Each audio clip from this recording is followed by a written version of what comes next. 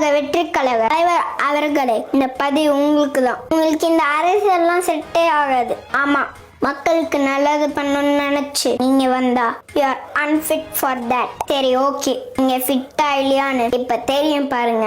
உங்க பேர்ல ஏதாச்சும் ஸ்கூலு காலேஜ்ல இருக்கா, இல்ல ஏதாச்சும் ஹாஸ்பிட்டல் இருக்கா, உங்களுக்குன்னு தனியா நியூஸ் சேனல் ஆச்சும் இருக்கா, அட்லீஸ்ட் ஒரு ஸ்டிக்கர் ஃபேக்டரி ஆச்சும் வச்சிருக்கீங்களா? இது எதுவுமே இல்ல. அப்புறம் எப்படி நீங்க அரசியல்வாதி ஆக முடியும்? சரிப்பா, இது எதுவுமே வேண்டாம். உங்களுக்கு மக்களோட வரி பணத்தை கொள்ளையடிக்க தெரியுமா? நான் இப்ப சொன்ன எந்த தகுதியும் இல்லாம அரசியல் பண்ண வந்தா ஆல்ரெடி எல்லாத்தையும் செஞ்சு அரசியல் பண்றவங்க உங்களை அழிக்கதான் ட்ரை பண்ணுவாங்க. மக்களுக்கு வெறும் நல்லது பண்றேன்னு சொல்லிட்டு நீங்க வந்தா இப்படி தாகும். நீங்க இவங்க எல்லாரும் பேசுறத பார்த்து தவுண்டு போயிடாதீங்க.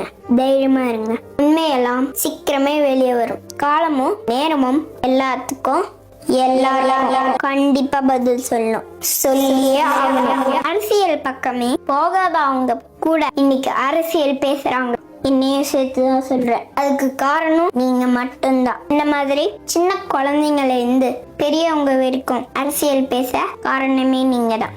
மக்கள் ரொம்ப தெளிவா இருக்காங்க. மக்களோட ஒரே ஹோப் நீங்க மட்டும்தான். நீங்க வாங்க, 2026 நீங்க தான். மறுபடியும் சொல்றேன், நீங்க தவுண்டு போகாதீங்க. கான்பிடண்டா இருங்க தளபதி, வெற்றி நிச்சயம். We stand with Vijay. பிறப்பக்கம் எல்லா உயிருக்கும். நன்றி, வணக்கம்.